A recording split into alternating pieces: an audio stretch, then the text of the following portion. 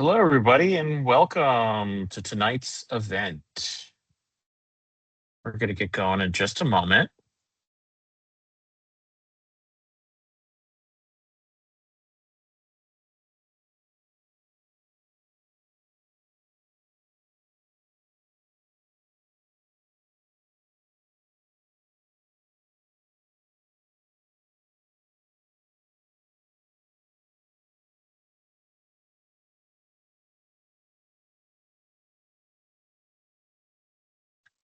And to everybody in the audience, this is a webinar, so the chat is disabled.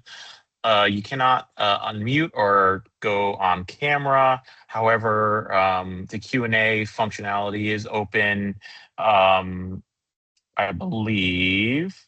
However, we generally will not be taking questions from the audience. So we're going to be reserving questions for our panelists today, unless we're really ahead of schedule, and then we might ask for questions from the audience if we can. But let's just kick us off, and let me say welcome to the JeffSolves Summer Sprint Challenge. Let me put myself on camera. Welcome to the JeffSolves Summer Sprint Challenge Demo Day. We are so excited to be here with a lot of really fantastic people who have worked hard to learn about benefits access, to think through the challenges that people experience every day, and to develop really, really creative solutions, which we're going to hear about today. Now, real quick, my name is Rob Puglisi. I'm the co-founder and director of the Health Design Lab at Jefferson. This is actually our 10th anniversary of the Health Design Lab, something we're very excited to celebrate with this special initiative this year. And then I really just quickly want to give a little background on JeffSolves. So this is the 11th year of JeffSolves, and JeffSolves started 11 years ago as a program that brought Jefferson students together with people who work in healthcare or in healthcare related industries or with patients to solve problems. That's why it's called JeffSolves. And the whole idea was, wouldn't it be fantastic if we could solve some true real world challenges and engage and bring together teams of experts, of students, and different folks from different backgrounds and see what came out. And for this year, we really wanted to take a different approach, and we were inspired by the need within the public benefits and benefits access space. Many people in this room are familiar with these statistics, but I'm going to keep on repeating it because it's important, if you're not, that you understand it. And that is that many people lose across the country, but especially including Pennsylvania, lose their benefits every year, their health benefits every year because of missed paperwork. Right? Not because necessarily that they're ineligible, but because it is a complex system to navigate, and people have different needs and have different backgrounds, and the system does not always work for everyone. And with changes that are coming, changes in benefits requirements that are coming in 2027, specifically around Medicaid, and then also SNAP benefits changes that have already happened, the paperwork burden is actually getting worse and not better. Now, there are some really, through this program, we've met some really great people who work in the state, whose jobs it is to make benefits access easier for folks. And they're really climbing uphill to try to do this. And but despite all of the work that they put in, it's still really hard to reach everybody, and it's still really hard to get the information to everybody who needs to hear it. So that's why we need everybody focusing on this. That's why we need people. That's why this event is really important, especially right now, because we need solutions and we need them quickly. Now, before I turn it over to Eric, I just want to quickly just say how we got here. So it all started with a really fantastic kickoff event where it was around like 80 to 100 people engaged in that event, talking about SNAP and Medicaid benefits, learning about what the challenges are, learning from some direct on the ground perspectives, which was really fantastic, and inspired a group of about 20 plus people to say, we want to be a part of the sprint. We want to build solutions. And they leaned in, and that's exactly what they've been doing for the past 6 weeks. And that's what brought us to Demo Day today. We've had some amazing talks, some learning opportunities. We've heard from some really, really great people about how challenging it can be to access benefits, about what solutions are out there, and the amazing organizations that are out there that help people navigate these benefits.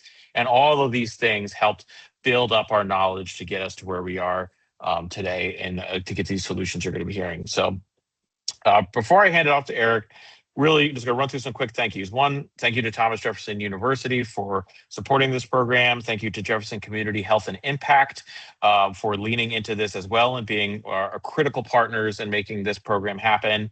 Thank you to United Way of Greater Philadelphia and Southern New Jersey for supporting this event as well. To the Health Tech PHL team, who really brought a lot of people from different backgrounds into this. And a huge thank you to Eric Smith of LaunchPoint Labs. Could not have done this without him and his team and the work that's been going on for more than 6 weeks, quite frankly. So really, really excited to get here. Next is thank you to the entire Sprint crew. A lot of volunteer hours have been put into this from all kinds, students, experts. Everybody has basically always just said yes when we asked them, can you help us with this? Thank you to our panelists and to other community-based partners who've been with us on this journey. But the biggest thank you goes to our participants. To everybody you're going to be hearing from today, you're going to be pitching today. These are people who decided that they wanted to be a part of this and get the opportunity to win nothing and just do some good, which is really commendable, right? So thank you so much to all of you for being here today. And I'm going to hand it off to Eric Smith of LaunchPoint Labs to take us away. Yeah, thank you, Rob. And it's great to be able to be here with everyone here tonight. Of course, over the past 6 weeks, teams have been working on different solutions for some of the challenges that Rob laid out. And it's been so great being able to work with everyone and kind of bring some of these different ideas to life. I want to take a moment to kind of give you a rundown about what tonight's going to look like. First off, what you'll see tonight is a different kind of demo night. And as Rob mentioned, everyone presenting tonight is a volunteer. There's a mix of students and engineers and retired physicians and former community health workers, all donating 6 weeks of their summer in order to help their neighbors in need. There are going to be 8 ideas that are going to be shared with us tonight. Each idea is going to be shared over the course of 5 minutes, followed by 5 minutes with our advisory panel to provide some feedback and to be able to surface additional ideas. Some teams will show working demos. Some will walk through their concept. Both are exactly right for 6 weeks, and we welcome them all. And as Rob mentioned, nobody is pitching for a deck, and there's no winner tonight. The goal is surfacing ideas worth continuing and being able to say, okay, this is a really great idea. We should find a way to be able to bring this out to the community itself. I also wanted to thank our advisory panel for joining us today. These are the individuals that are going to provide a lot of great feedback to some of the volunteers that have gone through the sprint so far. And these also the individuals who care deeply about what's happening throughout the community and have the opportunity here to be able to support us as we try to bring some of these ideas to life. So thank you for everyone from the advisory panel to be able to jump on tonight and volunteering your evening with us as well. And as we continue going through and working through some of these Q&As and listening to some of these different ideas, of course, you'll see the faces behind some of these names. As we have been preparing for tonight's demo, of course, a lot of different ideas have come up and come through. Again, these are 8 ideas that have surfaced to the top. And the next participant who is going to be sharing their ideas is a great way to kind of kick things off tonight. So I'm very excited to be able to bring the next participant up to the stage here now. And we will start moving some. So first, I want to say hello to Kyle. Hi, Kyle. It's great for you to be here and join us as well. And then I also want to say hello to Ramonk as well. Some will not be able to have their cameras on tonight, some will, but I'm very excited for you two to be able to present and share what you got. So if you want to kick things off now and share your screen, and we'll kind of walk through this idea, and then we'll start bringing some of the panelists up too to be able to ask some qualifying questions. Perfect. Let me share my screen. Can you see my screen? Yep, 1 second, it'll pop up. Okay. There you go. Yeah, sorry, my team's a little buggy, so I can't really see what's going on, but It's am I okay. good? Yep, we see it. All right, perfect. Well, thank you for the introduction, Eric, and thank you again, Rob, for hosting the event. But yeah, we'll kick things off. But good evening, everyone. My name is Kyle Stepa. I'm joined with my teammate Ramanch, and we're part of Team Denial Demystification. Over the past 6 weeks, we have been talking with community health workers, and one question kept coming up: who do we help first? Medicaid and SNAP benefits are critical, but people don't lose them because they're ineligible. They lose them because of communication barriers and a lack of timely intervention. And that gap is what we're here to close. Community health workers manage around 25 to 35 active people at a time, and on a given day, 5 of them may need help right now. But every case is different. One person has a renewal due Friday, another is missing income documents, someone may be gone quiet. And right now, there seems to be no centralized way to know who needs help today and how. So eligible people are still losing coverage when the process breaks. They can't find or safely share a document. They miss a renewal or a deadline. They go silent from fear, shame, or an hour on hold. Or an incomplete application feels like a final denial. We found a stat that 69% of Medicaid losses during the renewal restart, were procedural, not eligibility. And so what Ramanch and I and the team kind of discovered and developed for y'all is in the next slide. And the solution we came up with is called Clarify. It is one list, the right outreach. Every morning, a community health worker would see their caseload ranking by urgency, not convenience. And you could see the tiers here noticed on the top right, tier 1, 2, and 3, ranked from high to low risk per the tiers. And I'll go through each person listed here in this prototype we drafted. But for the top here, you see Richard Dixon's Medicaid renewal closes on Friday. He needs a home visit today. The second record listed there is Marcus Alvarez. He still needs pay stubs for SNAP, and the next step is a call to gather them. Third listed here is James Okafor's application, and we noticed it's incomplete, not denied. He needs an explanation in Spanish. And then finally listed here is Desmond Price. He is complete and no outreach is needed today. The list overall here doesn't show just cases. It explains why someone is near the top and what to do next based on the priorities and the rankings we currently have for them.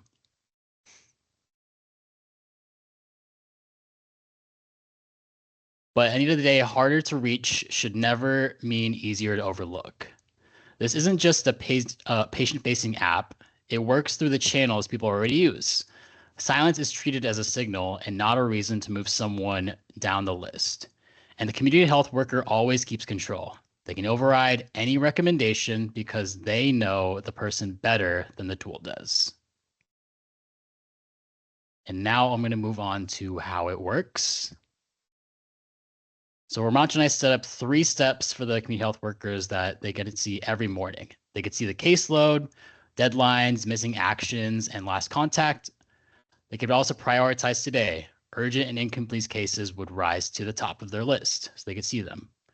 And then finally, they could choose outreach, whether it be a call, text, home visit, or an interpreter.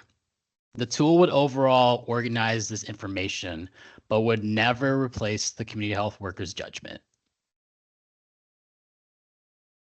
So moving on to how we'd pilot, the first test is we'd have one partner, one Medicaid or SNAP workflow, 10 to 15 active cases over the course of 2 weeks. We use this list every morning and track what happens and ask questions. Does urgent outreach happen sooner? Do more people complete their next step? And at the end of these questions, we decide together to stop, revise, or build moving forward. So finally, moving over to the ask, my team is looking for one health system, a community health worker program, or benefits navigation nonprofit to help us co-design and test the first list. One workflow, one or two community health workers, a small caseload over the course of 2 weeks. And the question we want to answer together is simple.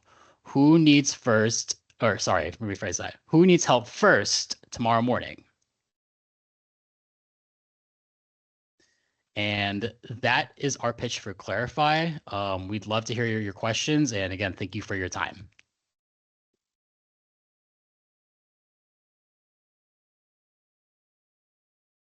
It's a great job. Thank you all for sharing. This is so great. We're going to start bringing some of the panelists in to be able to ask some qualifying questions. And of course, we know that we don't have all the answers, so we want to be honest about what we don't know. But feel free to start asking some questions. It's going to be great for them. Hey, Kyle, thanks so much for the presentation. My question is, what benefits do you see that are not currently met by like a CRM or just using Google Sheets, Microsoft Excel for something like this? Yeah, that's a good question. I think like off the bat, so technically speaking, like, and I'm a consultant, and again, this is honestly just my observation just based on the interviews. So it seems like this is my first observation. I didn't hear any of those re-mentioned in the interviews that I was partaking in. So I would love to hear if there's like a bigger technology landscape. But, that being said, assuming there's not that technology available, I think the end goal of like the solution is to not like throw those solutions as sort of like the get-go. We want to understand like the solutions first that these community health workers need rather than like jumping the gun into like one of these. And, possibly could lead into that. I mean, like, I'm not disagreeing against like a CRM dashboard, and that could be like what this really looks like. But end of the day, I don't want to lead with technology for the community health workers. I want to understand and align like which would be the right tool for them. And then sort of just build that moving forward. So it's a little abstract at the moment to answer your question, but I just, again, don't want to throw like all this into it without understanding the problem first with technology.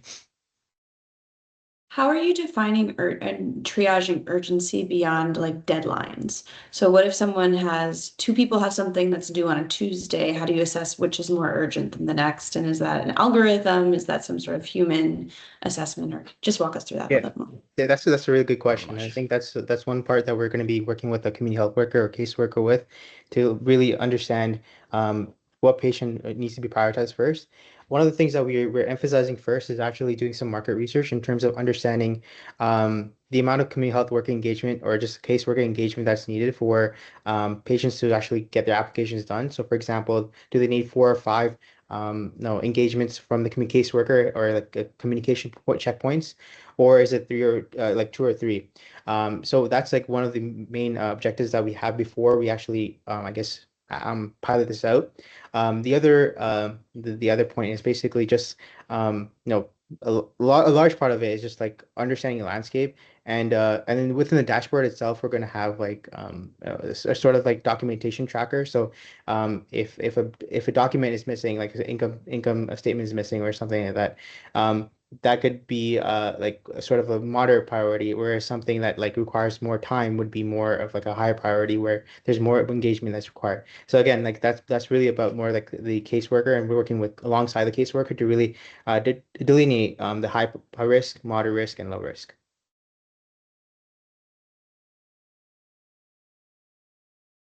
So how are you going to ensure communications between the health system, the caseworker, and the participant or the person who's in need, and making sure that what we often call closed loop? So you understand that a person has a need, but how do we make sure that that need has been addressed? And then that's the first part of my question, and similar to Ruth's question, what we find is when we're interfacing with people, while at this moment we may feel eligibility is the key priority, their person may have some other urgent need, like housing or a family member that's been in the ED or a child that's really sick. So they're at that moment, they're saying, like, I need to figure out how I'm going to pay my rent. And I know I need to be eligible, but I have to pay my rent. So how to Ruth's, it's almost like you're going to have several ways to prioritize people. Yeah, ultimately, like for this, it's like the community health worker, caseworker makes it like the final decision. They're able to change the list and change the priority. But the other point there is just like in terms of like knowing what the need is right now. I mean, in terms of the communication itself, we were thinking about implementing this into like over time into like an Epic system, in order for the community health workers not to like have an Excel sheet or some other like method of documentation to keep the clients and a client tracker. But just implementing it to like a EMR would be helpful. Also maintaining that HIPAA requirements. So that's sort of like the future outlook. Yeah, that's in short. Thank you. How much of this work or the work around this application is passive, so sourced from information that's already available in caseworker versus things that have to be actively managed with the community health worker? Yeah, so in terms of like the prior research, we found that like a rural engagement is really low for caseworkers and community health workers. So maybe like patients who are in rural areas, they might need more caseworker engagement, and so therefore they're at a higher risk, and therefore they're sort of moved up in the or the tiers. But other things that we need to like look at and we're attempting to do in terms of like the market research before we actually go with the product is looking at like how frequent does a caseworker need to engage? Like, so is it in the next 6 months, or is it within the 3 months where the application does go through? Is it 3 calls within the first couple of weeks, or is it 3 calls maybe spaced out over 3 months? So those are the questions that we want to ask, and this is something that may be a prospective study rather than maybe a retrospective study. But that's something that we still have to design. Amazing. Thank you for sharing this idea. And thank you for all the questions here. And really appreciate you guys volunteering your time to be able to make this happen, right? So important that we're all kind of jumping in to be able to help our neighbors. And the idea, I think has a lot of opportunity here for us to be able to prioritize what's happening in the community itself. And I know that a lot of what you're talking about has to do with research, right? And kind of figuring out what those next steps look like and be able to map it out. So I really do appreciate you being able to share these your time over the last 6 weeks. I'm excited to be able to continue working with this idea with you as time goes on. It's a round of applause to you, and thank you so much for working with us tonight. Thank you. Thanks, everyone. Next up, we have another great team. Let's start adding them up to the room here. I also want to mention that if you are a panelist and you do not see yourself on the screen, you can still be unmuted and be able to speak out loud as well. So even if you don't see your face up on the screen, we can still hear you. So if you want to be able to shout out and ask a question, you totally can.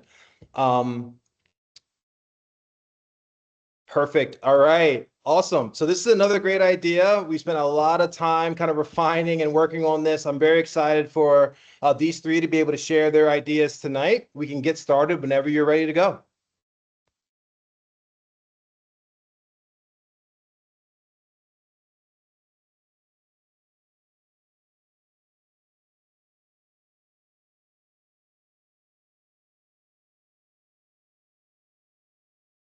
And perfect. We see it. All right, perfect. Good evening. We're the assistance team, and we're excited to share Navigator Next, a virtual benefits navigator tool. Getting Medicaid coverage often comes down to one thing, having someone beside you who knows the system.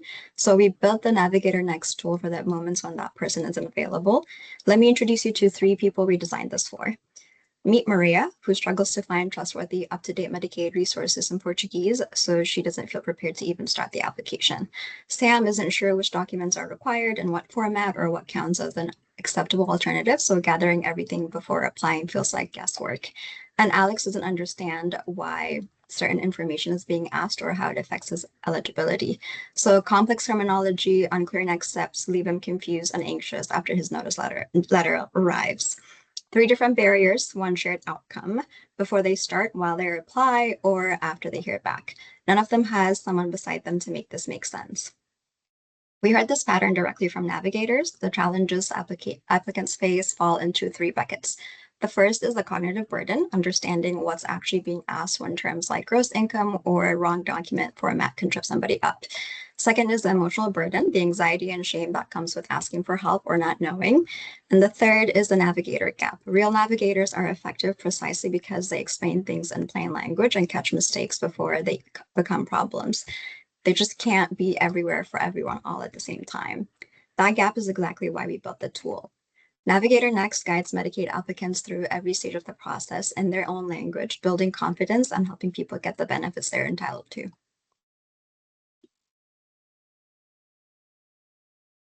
Annika, you're still muted.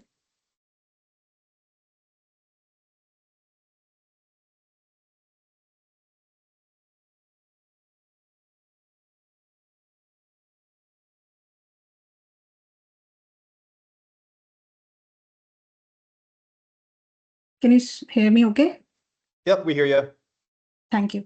So I will explain how Navigator Next works. So before application begins, people like Maria often don't know where to find trustworthy, up-to-date Medicaid information.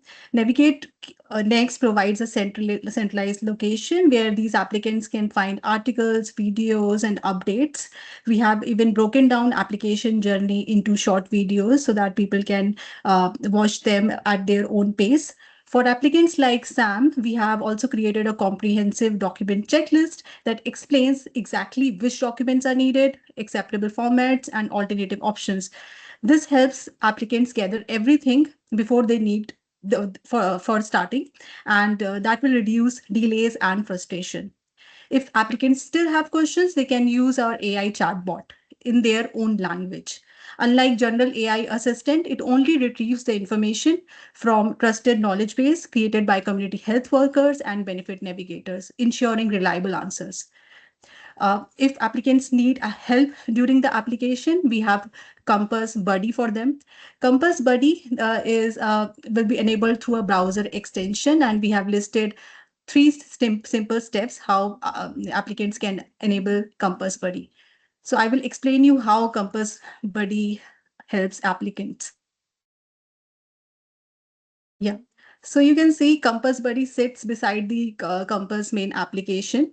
As the applicants go through the application, if they have questions like if they get stuck somewhere, if they have questions related to income, for example, they can see why this information has been asked, what will be done with this information, and if how people can look where people can look this information. And gross income is also explained in very plain language here. If applicant still have question, we have a chatbot here which can help them throughout the application process. Compass Buddy also helps the applicants when application results are out. For instance, if I've just taken a case, if application is not approved, applicants can simply put their results here in the form of PDF or photo or screenshot, and Compass Buddy will explain the result in plain language and outline the next steps for the people so that they can handle all these things on their own without need of like we want to minimize the need of a benefit navigator. Well, I know. And Compass Buddy is so Navigator Next is complete end-to-end coach for the applicants. So let's scale this. About 3 million Pennsylvanians rely on Medicaid across the Commonwealth. Zooming into Philadelphia alone, that's approximately 500,000 people in managed care. And the number that matters the most is 69% of Medicare coverage losses nationally aren't from ineligibility, they're from paperwork or procedural reasons. So that could be missed deadlines, confusing forms, a notice that didn't land in time, and that's the gap we're trying to close. So today, getting covered often depends on whether a navigator is available. That's not a system, that's luck. We'll start by piloting with partners we already have trust. testing alongside real applicants. And then we'd listen, gather feedback from applicants and navigators on what's helping and what still is missing. And the vision is to scale. So that's more health systems, more community partners until every single Pennsylvanian has the support. And our goal is simple: give every Maria, every Sam, every Alex that same guidance and confidence before they apply, while they apply, and after they hear back. Thank you for joining our pitch, and we're opening up the floor for any questions. So amazing. Thank you all for sharing that pitch, and the demo and the mock-up are so great. So I really appreciate it. We had so many conversations about this. It was fantastic. We have about 3 to 4 minutes for a Q&A. So I just want to open up the floor to everyone to ask their questions. So I guess my question is, how do you see this as a value add over current navigators or the Benefili program in Philadelphia that already allows people to kind of go through the application in person with a case manager or via the phone? Is it just that it doesn't rely on kind of in-person conversation, or what is the additional value of the program? Yes, I think sorry, Kanika. Go ahead. During our discovery phase, we did hear a lot from our community health workers that they're pretty thinly stretched. And so this is meant to be a support and to kind of alleviate that burden and to allow applicants to be independent. And so obviously this would require them to also be digitally tech savvy as well. So that's I think something that we're thinking about as well, but it will hopefully alleviate the burden on the frontline workers. Great, thank you.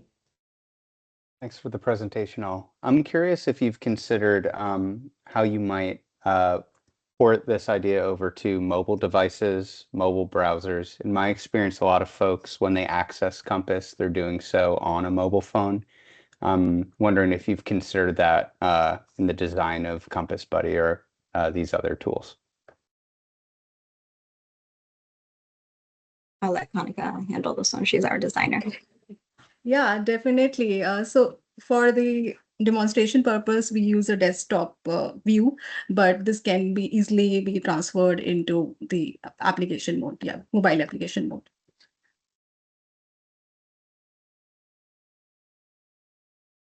I think we might have time for 1 or 2 more questions. Sure. Thank you for that presentation.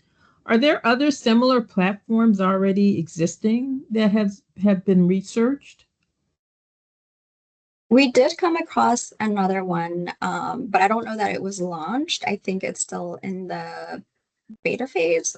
So I think there are other resources out there. I think we specifically are designing this with the knowledge base of the community health workers. So then I think it's the AI is not going to be hallucinating when it's providing answers, but obviously with the continuously updated changes that are incoming, there's going to be a lag time, of course, with our knowledge base being updated constantly. So that's something we're also trying to solve for and keeping an eye on. And thank you. Have you considered whether this could be integrated into any of the other existing navigation systems of eligibility? Yeah, so this can be easily integrated because it's first part of the solution is a standalone platform which we shared, and the Compass Buddy is enabled through browser extension. So you can enable it like we have demonstrated it on the Compass application, but we can do it on the other platforms too, like other benefit navigation platforms. Thank you. Amazing. This is so many different, what I love most about this idea is how it can be used in so many different ways, right? I think there's a lot of different seeds you might be able to pull out of this. So I am very thankful that you're able to, bring this together over the last 6 weeks. It's amazing that you're able to not only get the pitch, but also the demo, and also be able to, think about the Compass Buddy and everything else like that. And it's exactly the kind of ideas that we're hoping to be able to surface from this sprint. So really appreciate all the time you dedicated to this, all the back and forth that we've had on this. It's amazing work, and just hats off to all 3 of you for being able to make this happen. And just thank you so much for how much you care about the community that we're in, for volunteering your time over the last 6 weeks, and especially tonight. So thank you all so much. We have another great presentation on the way here now. We're going to start introducing and bringing them up into the room here. And we should be rolling again to the next idea.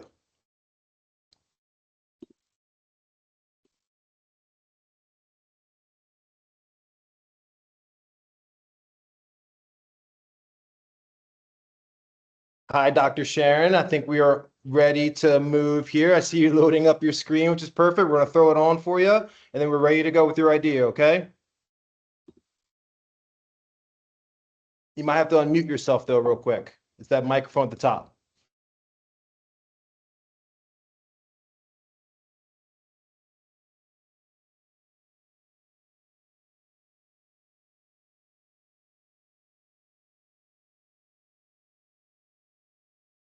Okay. Can you hear me now? Oh, yeah, we hear you. Yep. Great. Okay. Well, I would like to start off by saying thank you to Rob and Eric and all of those persons involved with JeffSolves Summer Sprint. It has been quite an experience. The members of my team are listed below, Molly and Joanne, and we were dealing with the issue of awareness and that too often heard phrase, I didn't know. I just didn't know. So I like to present a scenario. The person is fictional, but the scenarios described are oh so real. So consider the following. 48-year-old female, English is not her primary language. She's able to converse, but reading comprehension is limited. She has a 15-year-old son. She works 6 days per week at minimum wage. Her monthly gross income is $1,600. She receives both Medicaid and SNAP benefits. Her DHS mail was never received. She learned that she had lost her benefits when she tried to buy food in the local supermarket using her EBT card. The reality is there is no food in the house. She takes the next day off to go to the free clinic where she hopes that she can get help. So I just like for those of us that have been engrossed in talking about Medicaid and SNAP and the HR1 changes, why do we think she was dropped? Was it because her son turned 14? Is it because her gross income is $1,600? Or did she fail to renew? And I think we can say on reflection that the problem is we just don't know, which highlights the problem of not knowing is not just on the part of the person receiving aid, but also those who are trying to provide help. There are so many gaps, in this scenario. There's the problem of language comprehension. And even if you speak English, the information is sometimes so dense, it's difficult to understand. Not only what's being said, but the process, what needs to be done next. And then there's a trust issue. In this scenario, she lost her SNAP benefits, but she went to a health clinic to get help.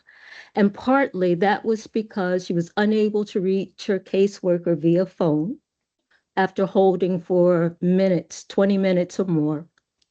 And she did not know of any other resource. So again, I'm highlighting that the issue every step along the way is lack of information. And then there's a critical point here to highlight that for this person, it's not just lack of information, it's urgency. This is an urgent matter for her.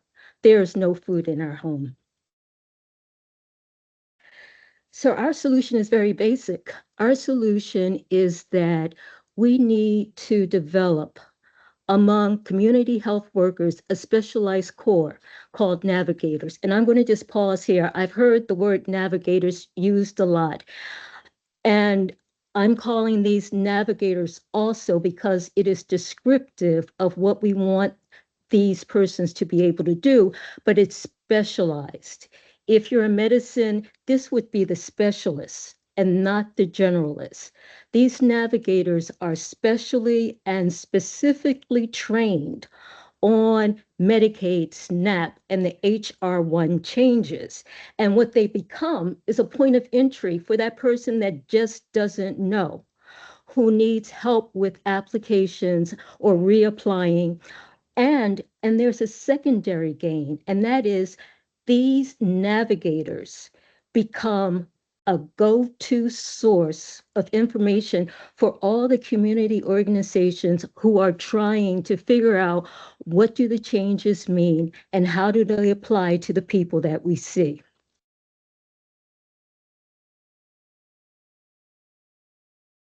So when I'm talking about navigators, I just want to highlight that this is a specialized group, and we've actually thought of them as being two subgroups. There are the navigator scholars, and their job is to learn and stay abreast of the changes occurring with Medicaid and SNAP, and to train the outreach navigators and to test and certify that these outreach navigators know what they're talking about. And the purpose of the net outreach navigators is to connect with the community. They need to be the point of contact, the entry point for those who are applying or reapplying, and they need to be a resource within the community. And why is that? And that's because information is paramount. We anticipate that effective January 2027, there will be a lot of misinformation, uncertainty, and confusion about HR1 changes. And we also anticipate that that may not be the end. There may be ongoing changes and ongoing modifications. And we want to be a resource. We want to be that reliable resource that people can access. We want to be able to give applicants at the completion of their application process some sort of printout, which would include their case number, their Medicaid number, the date of their application, the date of the renewal, and information they need to bring with them at their next visit. We want to engage in aggressive community outreach. And I will just stop here. I know from previous conversations that there are people who are already acting as navigators, but they have a lot on their plate. They're not only navigators, they're community health workers. They're filling in the gap as best they can. And I don't see them going away, but I also see that there's this special core of community health workers who can help guide them and help to relieve some of the load. Taking our example, if this was in effect, that free clinic would already know about navigators.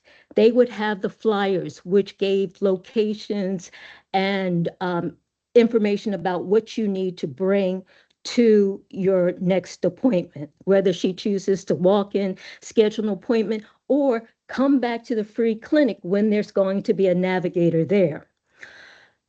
And so the other important point is that for this woman in this particular situation, she would actually need a navigator to help her with the reapplication process, and she would need a community health worker to help her get access to a food bank. What's next? I would say that when looking at this as a possible solution, we need to assess what resources we have in terms of people and facilities, determine the number of navigators we would need, develop a training program, a testing and a certification protocol, then actively recruit for navigators among community health workers. And this may not be something community health workers want. They usually are their forte is interpersonal relationships and meeting people at their needs. This job description is a little different. So there needs to be an active recruitment to make sure it works for the community health worker. Establish physical locations where someone could walk in or set an appointment. A physical location where there might be supplies for that person that just needs a computer or needs paper in order to finish the process. And there needs to be aggressive outreach, meaning that the community knows when in doubt, they can ask a navigator. Cost is kind of hard. I got this off the website. It's looking at Jefferson's community health workers. It's estimated that there are approximately 40 community health workers, and it shows the hourly wage, yearly wage, and the budget for this.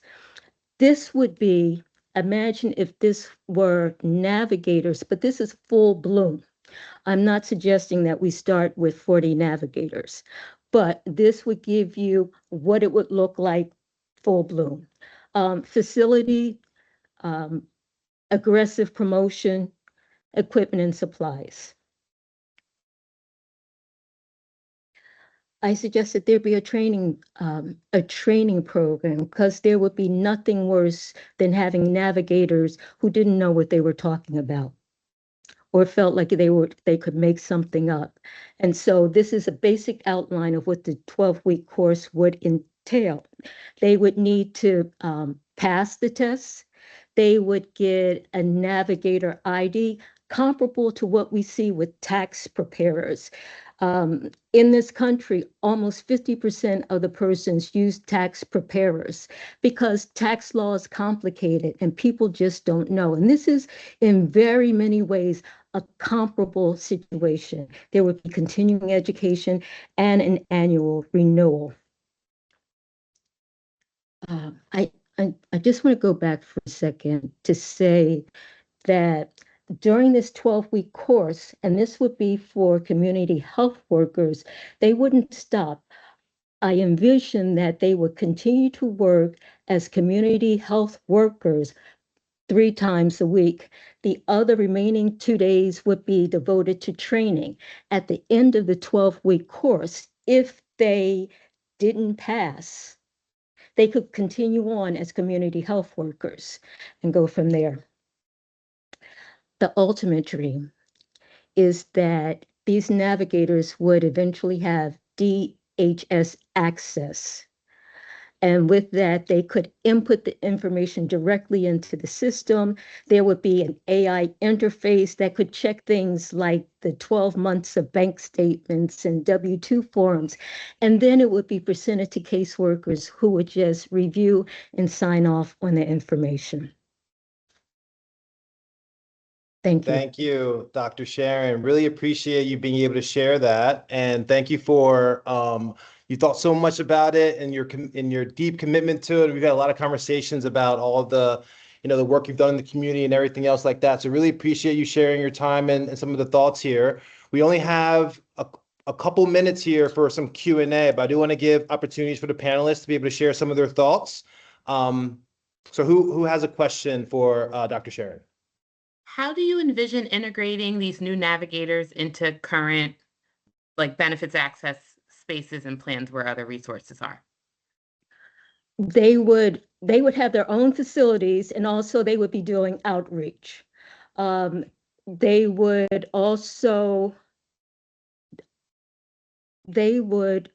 be, let me back it up. I don't see the navigators as replacing anyone that's already doing the navigation. This would be added on help. This would be specialized help. This is where they would provide that information that was otherwise not possible to obtain or know about.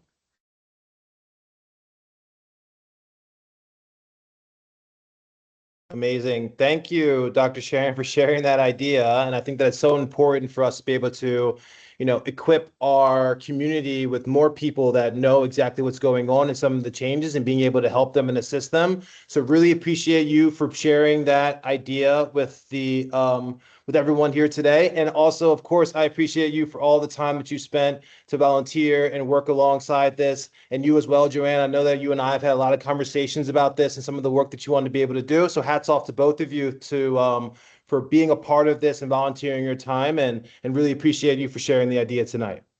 Thank you. We have another idea to present to everyone tonight. I'm very excited to be able to share. We can start kind of bringing them up to the screen.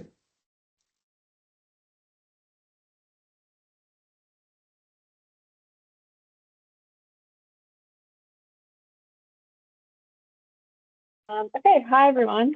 My name is Lori. I'm a rising junior at Princeton in the electrical and computer engineering department, and I'm also an intern in the Jefferson Health Design Lab this summer.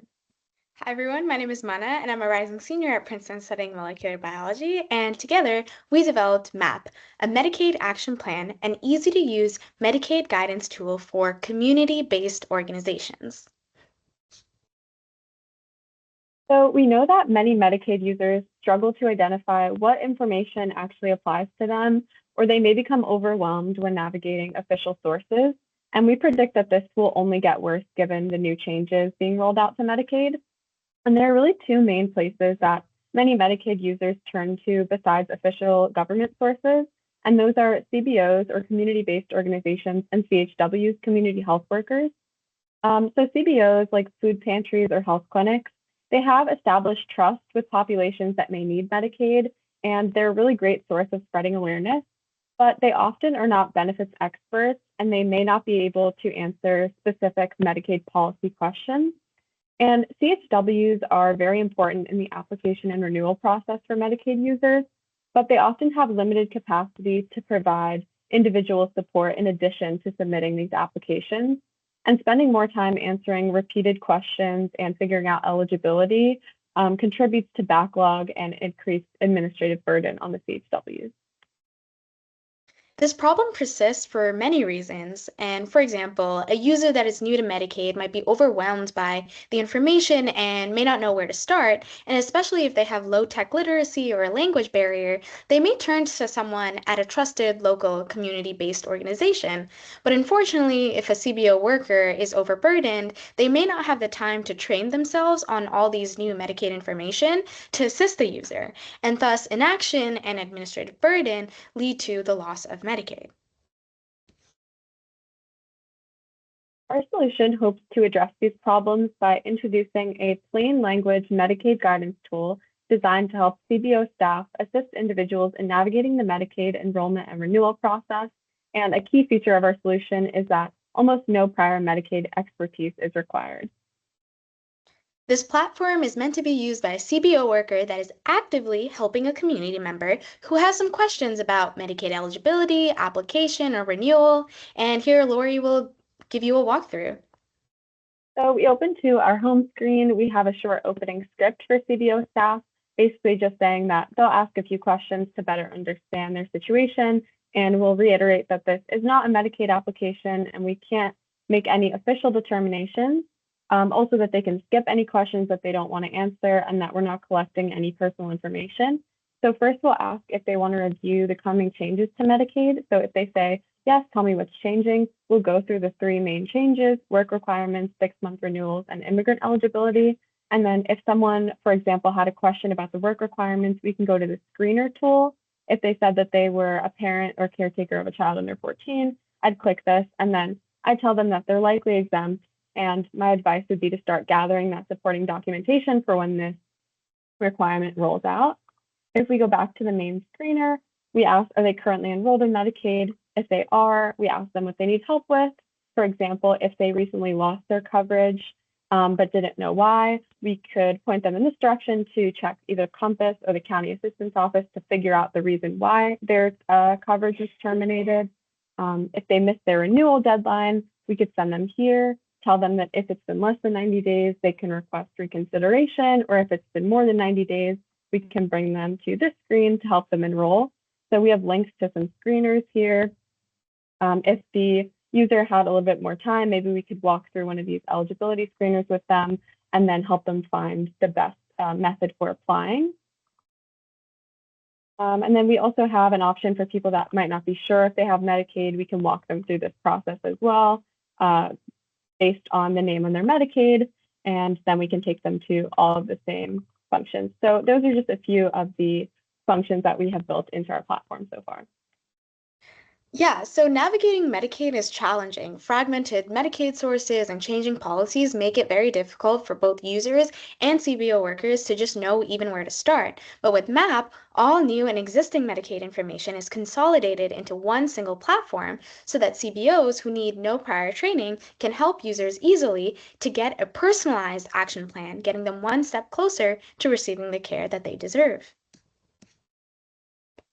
So moving forward, we would want to deploy this platform with a select group of CBOs that are already doing some community health or benefits access work, such as food banks, neighborhood CDCs, or health clinics. We would then want to collect feedback from both the staff that are using the tool and the community members being served to figure out how easy it was to use, how long it took to go through it, if we should revise or expand upon any information, and really if the platform is actually doing its intended job and making it easier for people to navigate the Medicaid process. And then in future iterations, we would want to add a function for multilingual support that could easily toggle between English and a foreign language to remove the need for a translator. We'd also want to make a mobile-friendly version to make it even easier to serve people at community events. And then we would also want to figure out a way to automatically update the platform as the new requirements roll out. So thank you guys so much for listening, and we would love to take any questions that you guys have. Thank you. Amazing. Such a great presentation. Really appreciate all the time you spent on this and opening up the floor to any questions.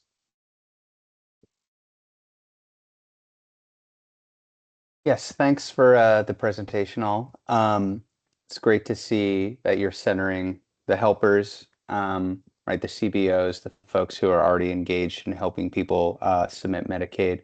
Now, a lot of these CBOs are using Compass to submit the applications themselves. Have you considered how this tool might integrate with that platform to perhaps ease the process of actually submitting a renewal or an application? So our tool was mainly designed for CBOs that are not actually doing that enrollment process themselves, but are kind of like adjacent to benefits access. But all of the links kind of easily link to Compass to allow people to easily access all of those resources. But the idea more so was if we can kind of ease the burden on the CBOs or CHWs that are actually doing that work. So people come to their meetings with, you know, one or two less questions. They already have their documents ready. They already know if they're exempt. And our thinking was that that would kind of lessen the burden on the people that are actually submitting the applications, but it's definitely something that we would have to actually see if, you know, that was streamlining the process as we thought it would. Yeah, and another feature that we were like thinking about is that not just directing them to Compass, but like what to do when they open up Compass. So it might not just be like, oh, look at the website, but you know, go to this section of the website, look for your renewal information. So it's a slightly more specific so that CBOs can give a little bit more directed access information. And then with help with CH workers, they can make more of an impact. Thank you. Thank you.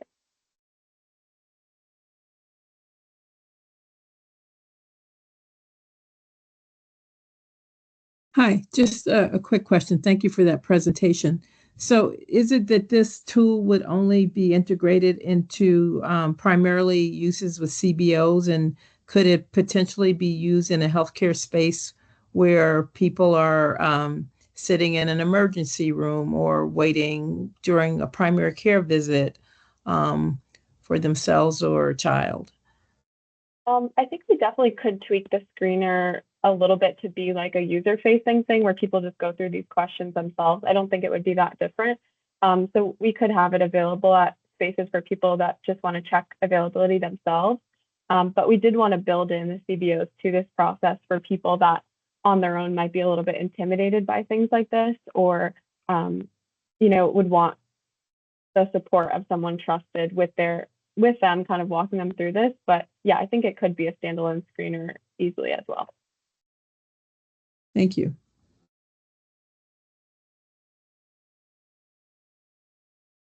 Amazing. Well, thank you both for being able to present. It was very clearly understand what you're talking about, which is so fantastic. And I think it's a tool that can really be helpful in the community. So thank you for, of course, dedicating your summer and your time to this and being able to help other people. I just love the work that you put towards this from a very early stage, that you already had an idea about what you wanted to be able to build. And a lot of the sessions that we had kind of reinforced that this is a tool that's needed in the community. So really appreciate both of you for all the hard work that you've done. And thank you, of course, for volunteering your time with us over the summer and especially tonight. And really, really appreciate all the hard work you did. Yeah, thank you, Eric. Thank you, everyone. Amazing. So we have another, we're at the halfway point here. We've gone through 4 great ideas. We have another 4 scheduled to come up. So we're going to start introducing the next idea up to the screen. And we're going to keep on rolling here.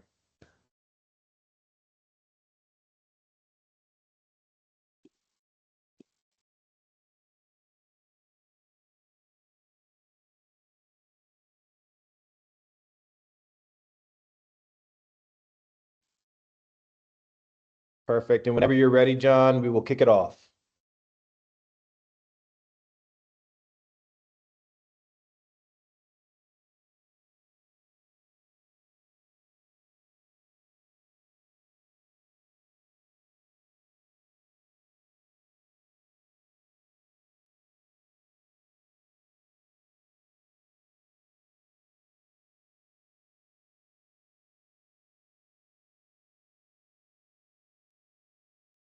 There we go. Hey, Awesome. John, there you go. Perfect. You can share your screen whenever you're ready, and we'll kick it off for you. And thank you again for volunteering your time as well. Absolutely. Give me a second.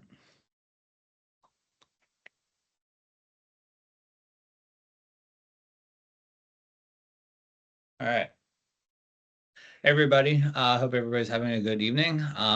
Thanks for waiting for me through the technical difficulties. Let's get started. So to ensure people do not forget deadlines and lose their coverage, I'm proposing we create an application called the Coverage Calendar Companion, and we could dive right in.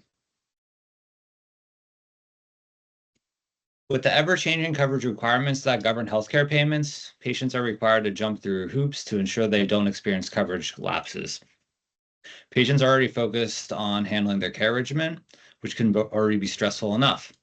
There's a variety of forms required, and if a deadline is missed, there could be major consequences. We don't need to force coverage recipients to project manage their provider.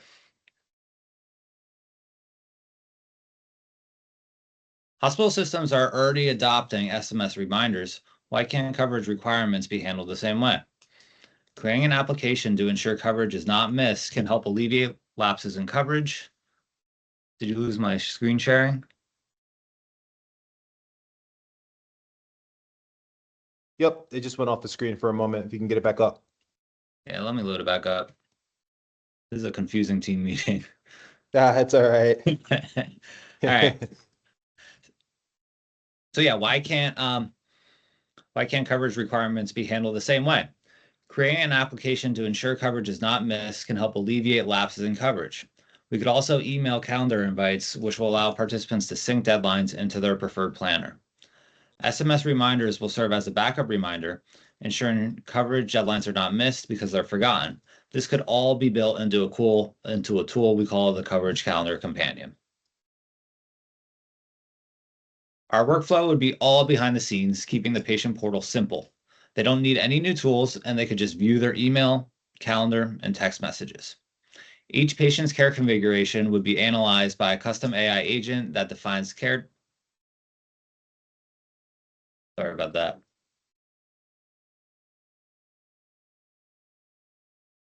That defines care deadlines, steps in the coverage plan.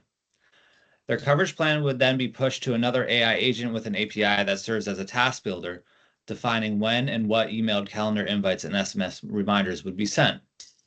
Another agent will pull relevant content and links for their emails, messages, and calendar invites. I highly suggest integrating with a health system too, so this tool could use their branding. Calendar invites will be created, host it, and dispatch to ensure coverage steps are emailed and can be loaded to any calendar system, whether Outlook, Apple, or Google Calendars, or anything. And SMS reminders would be planned and automatically dispatched appropriately ahead of deadlines.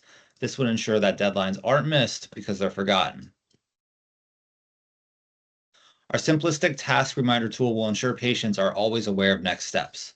Those who want to keep their coverage will know what to do and when. Using AI coding tools, we could build a database to hold user coverage details, link our AI agents to map coverage tasks, and create a reminder distribution plan and content for distribution. When building this tool, we would also need to ensure compliance with healthcare privacy frameworks like HIPAA and ISO.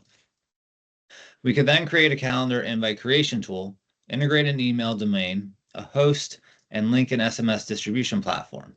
And like I said earlier, I would recommend partnering with a prominent health system for awareness.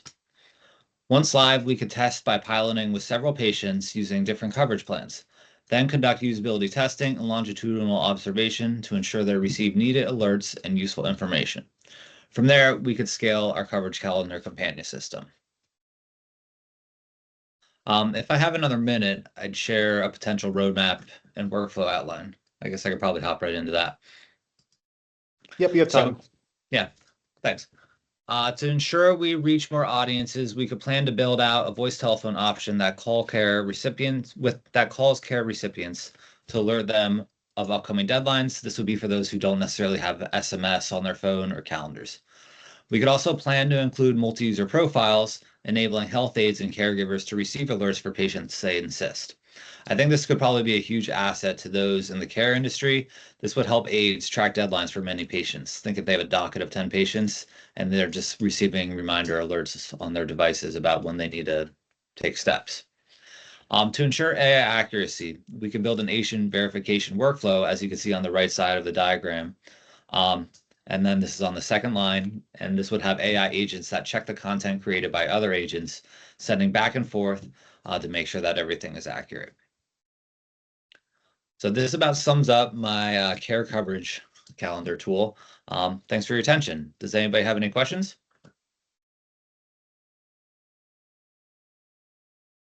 Hey, thanks for the presentation. Yeah, so in terms of getting the input data from the client, all of their information about deadlines, exactly their situation, what's again your proposal for having that data fed into your system? It seems like it would have to come directly from Compass, otherwise it would be so hard to really get all the information together at once.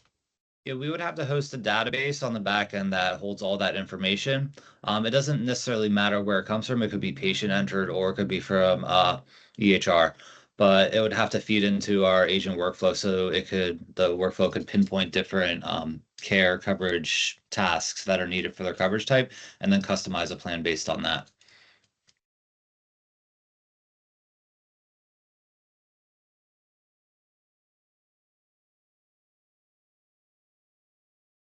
Hi, thank you for your presentation. So what type of time frame do you see take the time that would be needed to bring this to scale, not even to scale, but to get the each person who's going to actually do, to Ben's question, who is going to input this data so that you can have it then pushed out by the agent. So are you talking about time frame to build the tool or time frame to sync databases? I'm talking time frame to sync the database. Thank you for the clarification. Yeah, I think that would probably be one of the greater challenges. I think a bigger challenge might be to do external audits to make sure that's compliant with different healthcare frameworks. But to sync databases, I don't think that would be too much of a heavy lift because you could build the AI analysis agents around the different databases that they're synced to. I know that there could be challenges with fragmented data sources, but for each data source you could upload, you could instruct the agent to analyze this specific area in the data set, this column for this type of health coverage plan, and use that information moving forward. It would take customization for each database that's linked, though.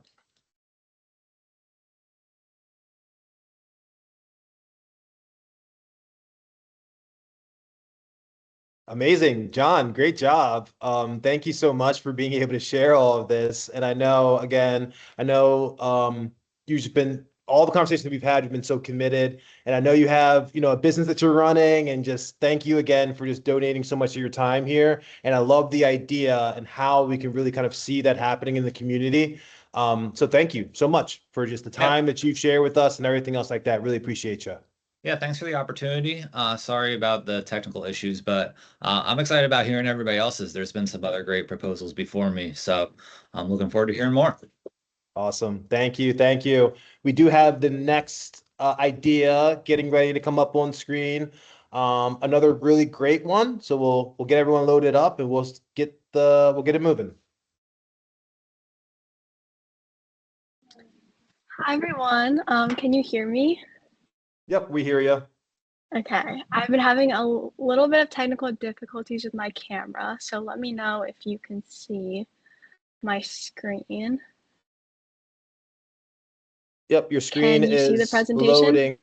Yep, your presentation is loading up here in a moment. If your internet's a little choppy, you can turn off your camera. It's totally okay. Okay. Can you see it? Is everything good? Not yet. It says click to exit full screen. You might have to click slide show one more time. Okay.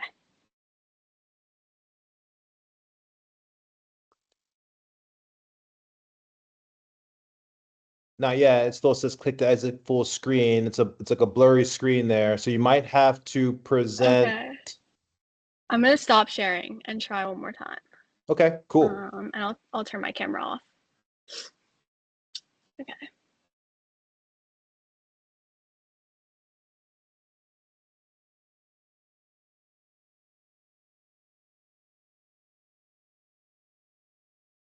Is it working now?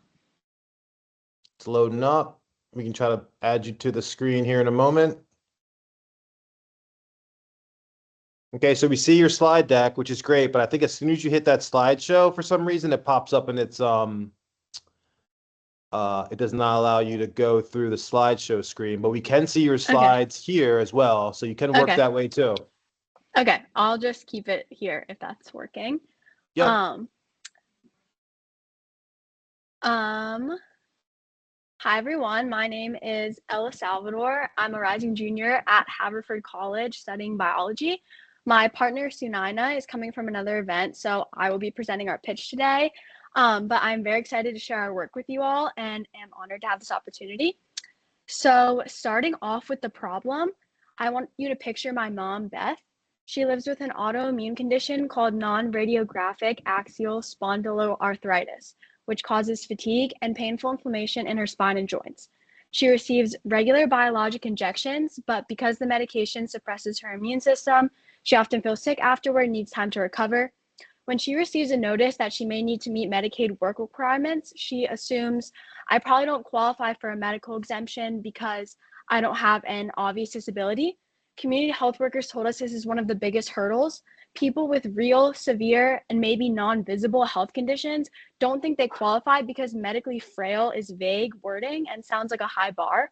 Someone like Beth risks losing the healthcare she depends on to manage her condition because she doesn't realize she's exempt in the first place or is unsure of what to do next. So there are two major barriers we are seeking to address. First, people don't know that they qualify. The rules are still changing and are described vaguely. While some diagnoses may qualify on their own, others will need to document their functional limitations. The second barrier is documentation. Pennsylvania plans to auto-exempt people using existing medical claims and provider network data. This will help, but it won't catch everyone. In conversations with Pennsylvania DHS, they told us that many eligible people simply won't appear in state's data and will need to understand the exemption process and advocate for themselves.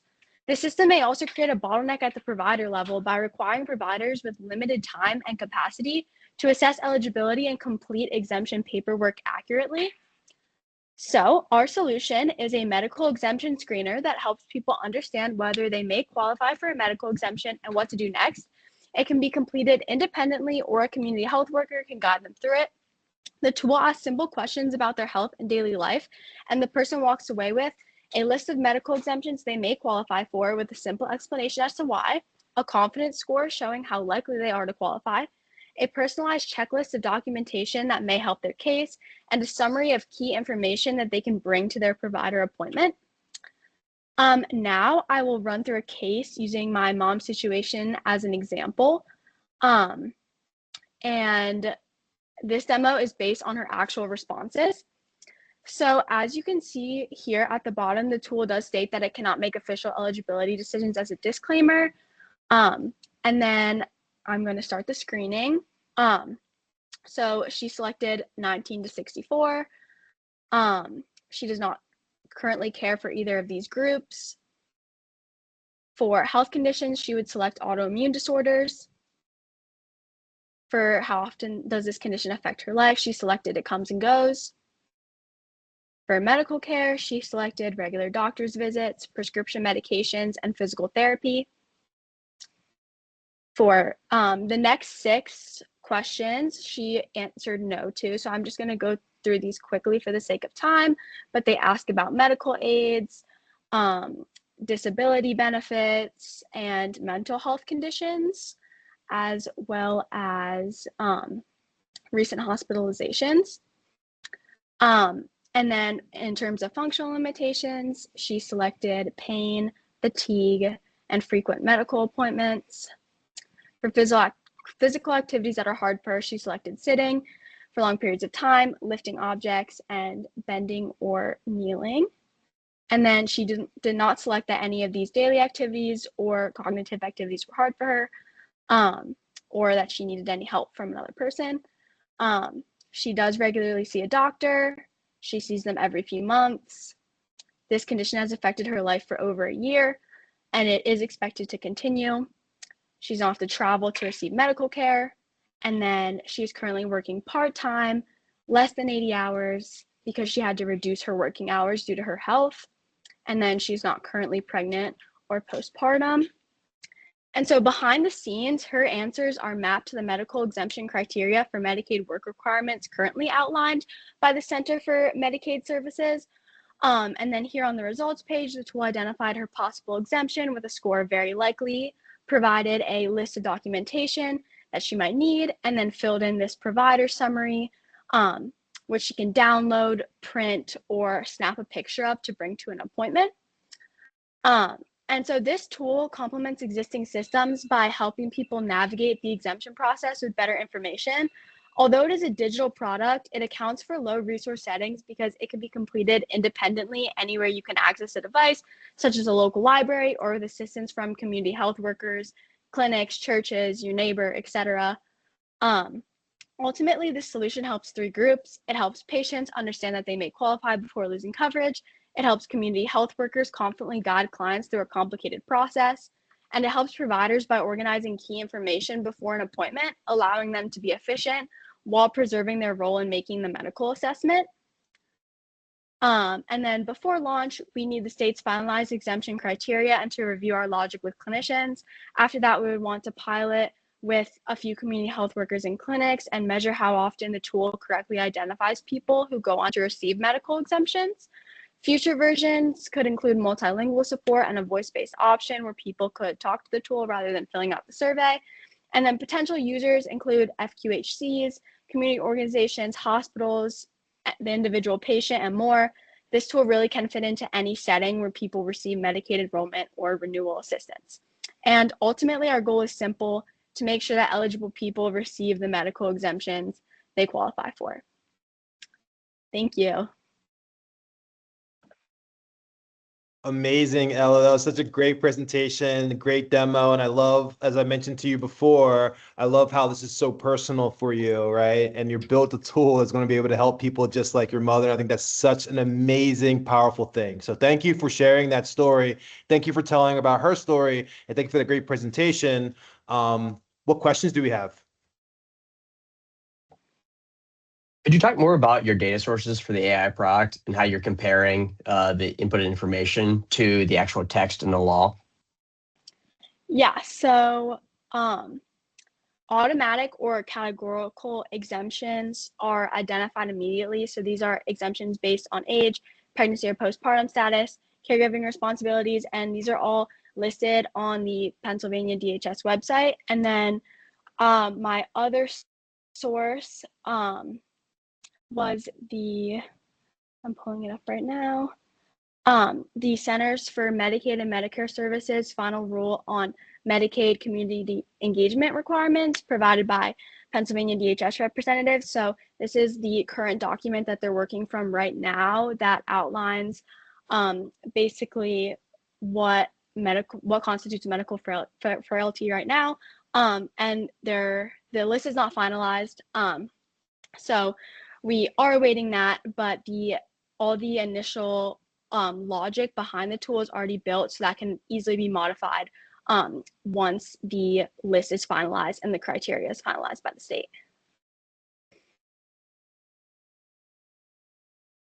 This is a great presentation. Having all the information about likelihood of qualifying for an exemption is great, but I wonder if people will be left with wondering what the next step might be. And so I wonder if you thought about ways that this could either integrate or be sent to someone's providers, or give people a sense of end with some sort of map or tool to help them locate a provider who can help them complete the actual application for an exemption. So I imagine that's an extra step that could be quite burdensome. And if they have to go to a screener and then figure out a next step, there's still a lot of room to fall between those gaps. Yes, and so initially the thought behind trying to fill those gaps was having that personalized checklist of documentation. So based on their answers, the algorithm will pull a list of documentation that may help their case. So in the case of my mom, for her list of documentation, it includes a current prescription medication list, physical therapy records, records of regular doctor's visits, etc. So that is there and meant to help people, figure out what documentation they should be looking for. Additionally, it provides that provider summary. And I definitely think in future iterations that maybe we could look to, have some sort of way to link that to, getting an actual appointment with a provider. But right now, the purpose of that provider summary was to give people the confidence to, when they go into their visit, to say I qualify for a medical exemption. Here are my symptoms, here are my functional limitations, and basically just equip them with having that confidence of these are the key details that I want you to know about my condition, so I can feel confident that everything about me, and that you can then provide me with the correct documentation.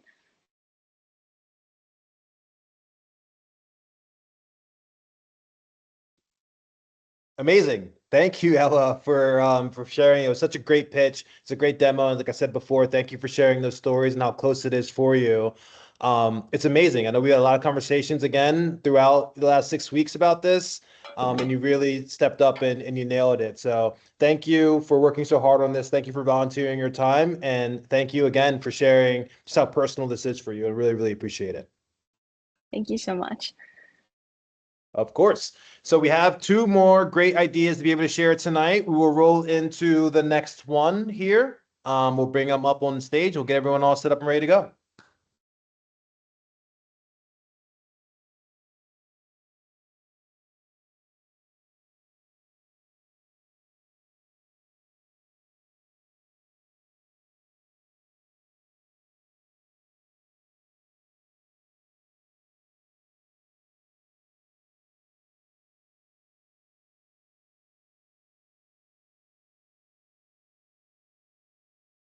All right, guys. My name is James Sayudi. I worked with David Roberts to build out our solution that we're going to demo tonight. So we already know, or we've seen the impact of the new work requirements on SNAP beneficiaries across Pennsylvania. Approximately 1 out of 10 have lost their SNAP benefit since the rule changes took effect back in September last year. It isn't just the folks with benefits that are feeling the squeeze. States are also on the hook for some of the administrative costs or increased administrative costs, and states are going to pay for making errors in determining eligibility and benefit levels. So there's definitely some incentive on states like Pennsylvania to be really conservative, taking a conservative approach when reviewing cases. Generally, new rules require or are correlated with more documentation. So I guess the one thing that we've set out to solve for is to reduce the administrative friction across parties. So namely people with benefits, organizations that might be helping them verify some of those work requirements, and DHS as well. So our solution is Snappy Forms. This is actually a real live demo, so I'll hop into it in a second. But hopefully you can go visit it and take it for a spin. It is a web app. It doesn't require anyone to download or install software. Setting up an account and logging in it was built for simplicity in mind. You just get a verification code or a magic link texted to you or emailed, and you're in. So for this demo, I will go ahead and hop in. So this is the site, snappyforms.us. And I'm going to explore the demo and launch as Maya. So Maya just wrapped up a volunteer activity. Maya just wrapped up a volunteer activity with Keystone Neighborhood Services, and she can scan their QR code. So anyone who's been to Venmo or used Venmo knows this. But she can scan their QR code or she can search them. So I'll just search Keystone and basically request verification for the volunteer work.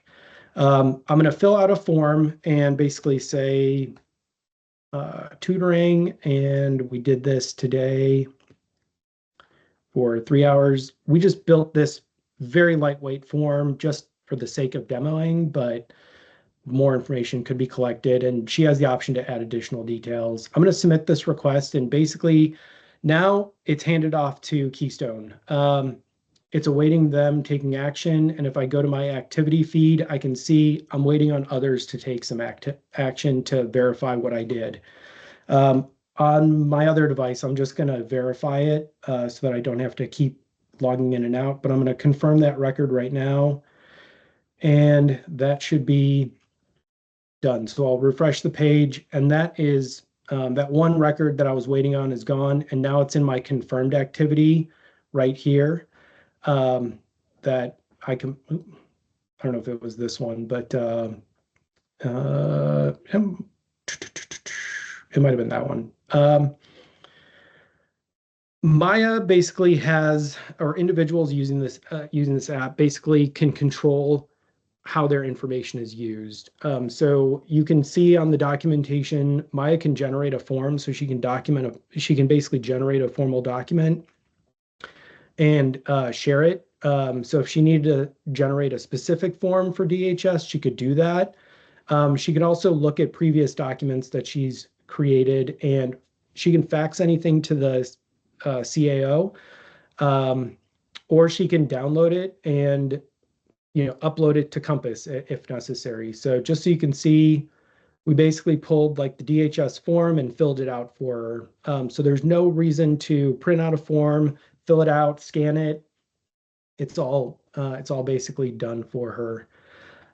The other key thing that we set up when we built this app out is to allow DHS to basically leverage an API to query or bulk query individuals that are getting their information verified. So in the consent center, she could always revoke her consent to share her information directly to DHS, or she can grant information and it's actively getting shared. On the DHS side, if I sign out, we built the DHS piece in the mobile app, but this is not how they would set it up. But just for demo purposes, DHS could basically run bulk queries on a periodic basis.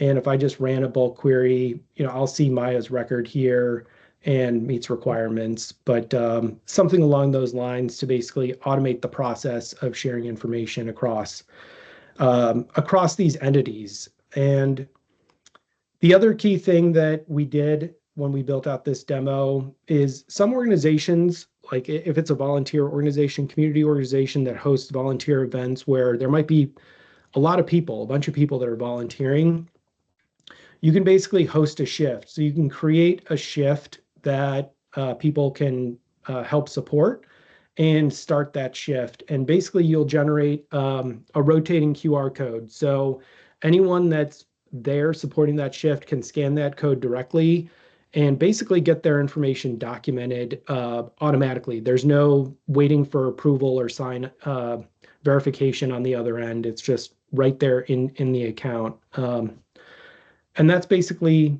it.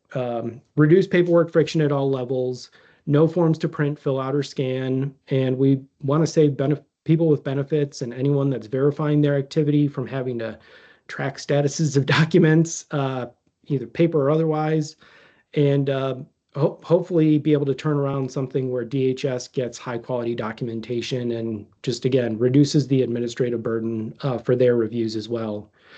Big picture,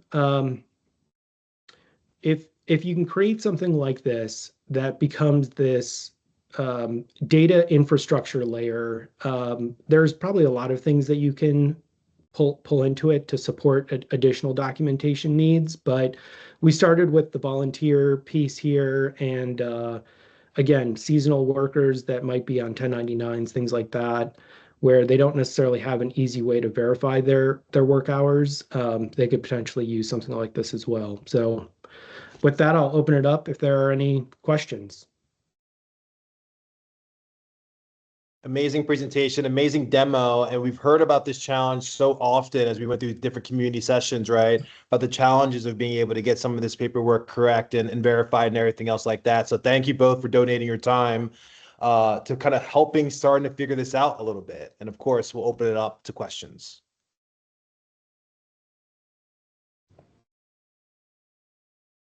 Will this tool be multi-available, platform be multilingual? Yeah, I was thinking Spanish for sure, but for demo purposes, we just built everything out in English. I don't see a reason why you couldn't support other languages. And how am I, as a community member, going to be made aware of this? Is it you're going to do some reach out to community-based organizations, or how will I know this tool exists? Yeah, so for some extent, if there are community organizations that see a lot of people that volunteer, those organizations can create their own QR code, and they can print that and put it on a poster. And anyone that wants to verify activity, they get directed to that QR code, sign up for an account, lightweight, right there, and get verified for the activity that they're supporting. So one avenue is that way. Another is someone is already using the app and they go someplace else and they ask someone else to verify. Someone scans their QR code, they go to the site, and they can just they can set up an account really easily. I think it could also be advertised through some of the big EDT vendors, like in the app, just say, hey, this could make your life easier. Yeah, DHS also has the verify my income option that they allow people to verify their income. If DHS wanted to set up like an API and basically put it into Compass to direct people who can't easily verify their income via like ADT or one of those big vendors, DHS could point people to the service. It's really meant to kind of help people fill in gaps.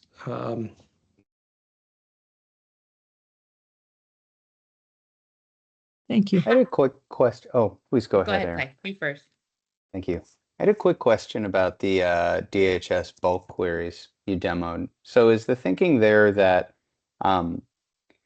this information would be available in the systems the DHS uses, or is the thinking that the DHS would come to Snappy Forms looking for information and then carry it back manually into their data platforms? Yeah, the intent is not for DHS to use the web app at all. Basically, we would basically set up DHS with a secret key, and that key would enable them to run the API, really through automated services, automated data services, and just pull on a daily or periodic basis and update their database with information to really support the ex parte review. Make that as easy as possible. Thank you for explaining. My question was along those same lines, so.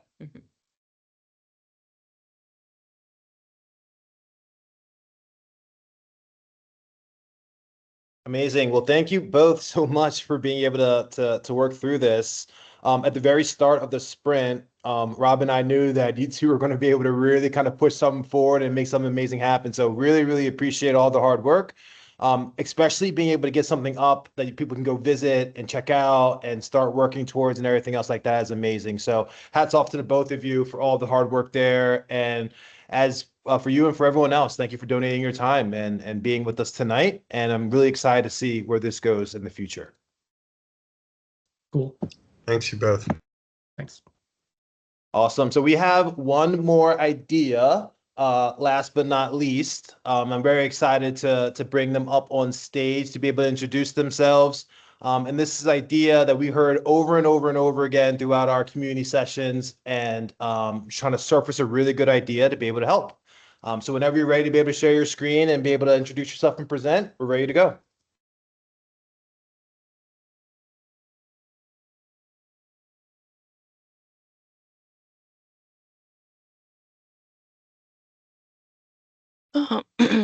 Oh, can you see my screen? Okay. Yep. Okay. Good evening, everyone. My name is Rosalind Torres. I am a program coordinator at Philabundance, and I want to introduce you to a very simple but very transformative idea that is called the reliable address. So this is a trusted community organization that becomes the address that never fails for vulnerable populations relying on critical mailings such as SNAP or Medicaid renewal notices.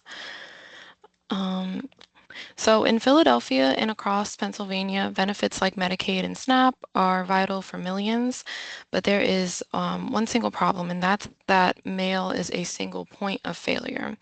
And so as a result, these notices land on old addresses, they get lost, or they're just dismissed as junk. And because of that, a lot of eligible individuals lose their benefits simply because they missed that deadline. And with renewals moving to every 6 months, this problem is only becoming worse. So the numbers are quite stark. About 69% of unwinding disenrollments are procedural, not eligibility related, because they nearly all depend on mail. And the cost of this is between $400 and $600 every time someone churns on and backs on the benefits. And these costs fall on taxpayers, healthcare providers, and communities. But the insight here is that Pennsylvania already has the legal mechanism to fight this. To fix this rather. Federal law requires states to allow individuals to designate an authorized representative, and that in turn can be an organization. So Pennsylvania's own SNAP materials confirm this, and the law mandates that notices can be sent to this trusted representative, keeping this person's own mail private and intact. And so what if we did formalize this? What if a trusted community organization becomes that address that never fails? When DHS sends out a notice, for example, a copy would go to that organization, which then would turn into an alert, a text, or a phone call that's just in plain language from just a local familiar name. So think like a food pantry or just another organization that that designated party would depend on ideally. And so this alert ensures that the person knows what's happening and they know what they can do next, as well as when. And so here's what it looks like, how it works. So we would enroll that person with a simple one-page consent form at a familiar site, again, like a food bank or a shelter or a clinic. And when DHS mails out that notice, a copy arrives at that organization, which logs it and then sends out a plain language alert via text or phone call. So we have right here, "Hi Marisol, this is Anna at the Reliable Address Desk. Your SNAP renewal notice arrived today and your deadline is August 12th. Your next steps are to call me at this number or come by Thursday and they would get referred to a counselor.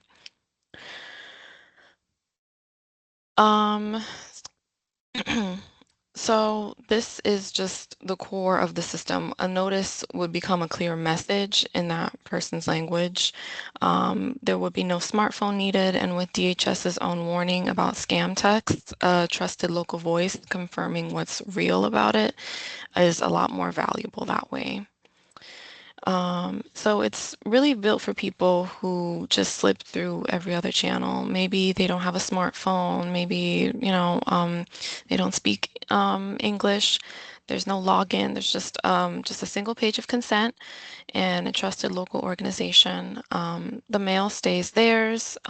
We would simply receive a copy, just respecting their privacy as well as their dignity.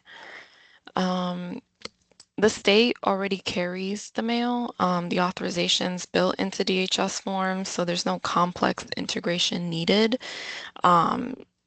It's a simple log, and it's just a text and call alert. And it's all very manageable, which in turn makes it very feasible.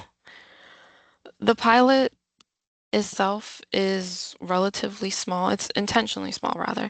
So it'd be like one partner site, maybe about 50 employees, one renewal cycle, and a key measure, just how many and the key measure being that how many notices are acted on before the deadline, and that would show the impact of the notices that are being seen and acted upon.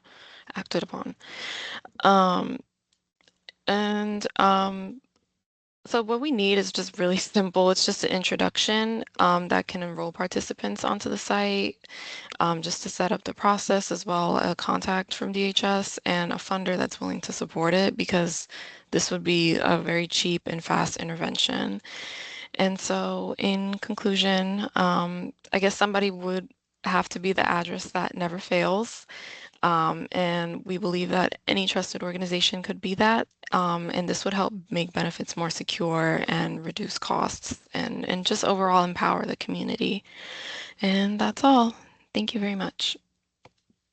Amazing. Thank you for sharing that. I know that you and I had so many conversations about this, and our community sessions that we had, or learning sessions that we had as well. We learned that there are food banks out there and churches and community kind of hubs that are just kind of collecting mail and trying to figure out a way to be able to get the notices out there. So really appreciate you for sharing this. And of course, we can open up the questions.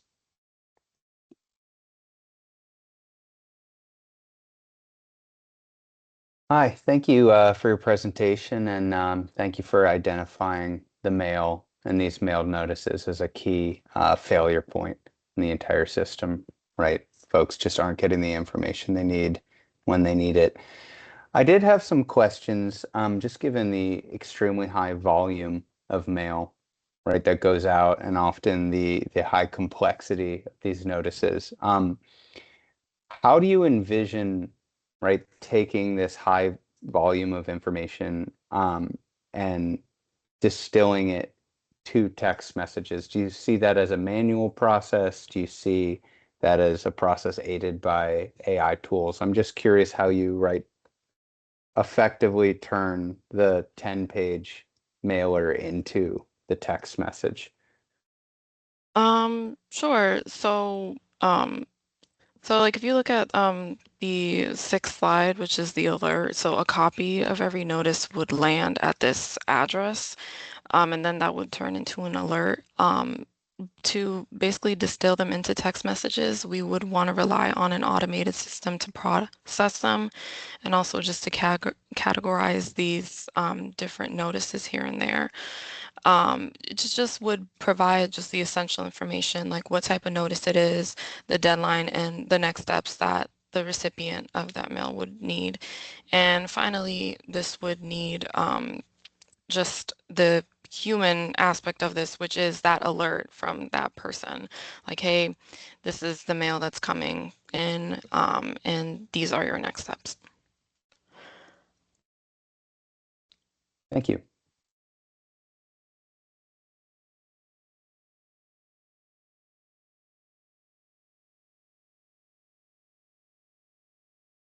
How do you imagine, pitching to the customer saying, hey, this is a good service for you to sign up?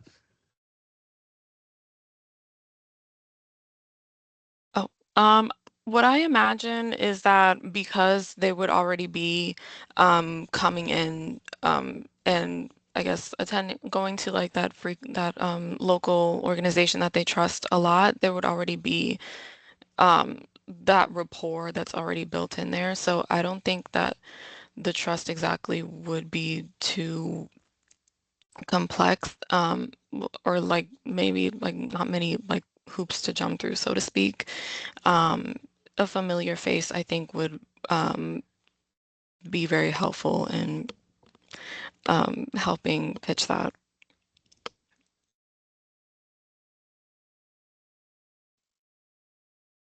Amazing. Well, thank you for that idea. And like I said before, we've heard it from so many different partners of how this is such a challenge throughout our community. And I think that even surfacing this kind of seed of idea is giving people a lot of different ways to be able to kind of think about this a little more deeply. So really appreciate you for sharing. I know you and I had so many different back and forths about this idea. We had so many different conversations as well. So thank you for sharing that with us. And thank everyone, of course, for being with us tonight. Of course, we started off 6 weeks plus ago with a room full of people who just really cared about what was happening in the community and trying to figure out the right way to be able to help our neighbors.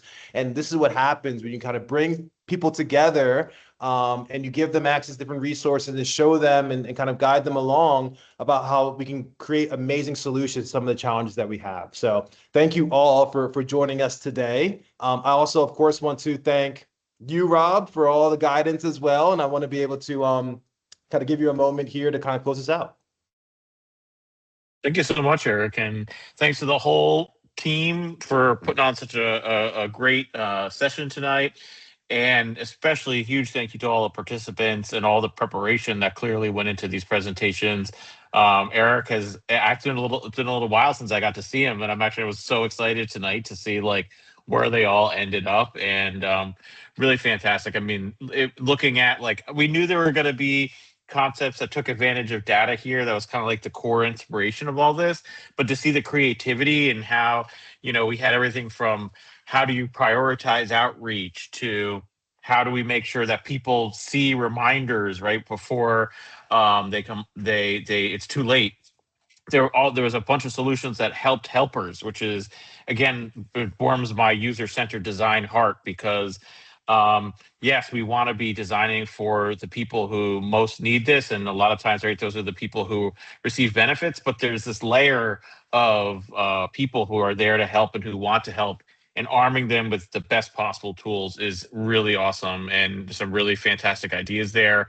Also loved how people tackle these new issues that are coming because of these rule changes. So looking at how do you track volunteer hours, or how do you get through a medical frailty exemption even when like the information about it is literally still coming out, right? But thinking about how we can address that in the future.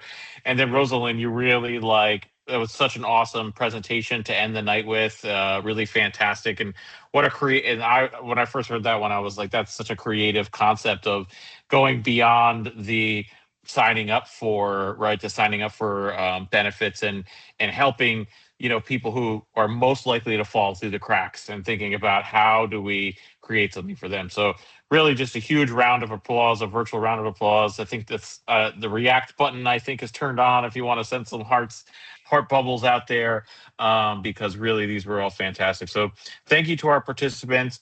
Thank you to the people who are here listening in the room tonight. What comes next? Well, first and foremost, everybody who's participated in presenting tonight, who is on part of a team that presented tonight, will receive a certificate of participation because you deserve it, certainly. And then, as Eric mentioned at the top, we're going to be convening our panel of experts. And thank you so much to our panel of experts who many have leaned in since day one, many weeks ago into this, and are still here, excited, just as excited as I am, and still part of this. We're going to be convening that group next week to talk about what comes next. Again, this is not a competition for prizes. This is a competition for helping people. And our goal is to look at each of these concepts that have been designed and that have been presented tonight and think about how can we help bring them out into the world. And we're going to try to do that with as many as we can. And on that note, please spread the word about public benefits, about SNAP, the challenges people are having accessing SNAP benefits and accessing food. Please spread the word about Medicaid and the challenges for people who deserve, who are eligible for benefits and are having difficulty finding it. We need more people in this space, more community health workers, more benefits navigators, more people like the people here in this room. So consider you all advocates for this work from this day on, as I will be as well. Thank you so much for tuning in and for caring, and we'll be in touch.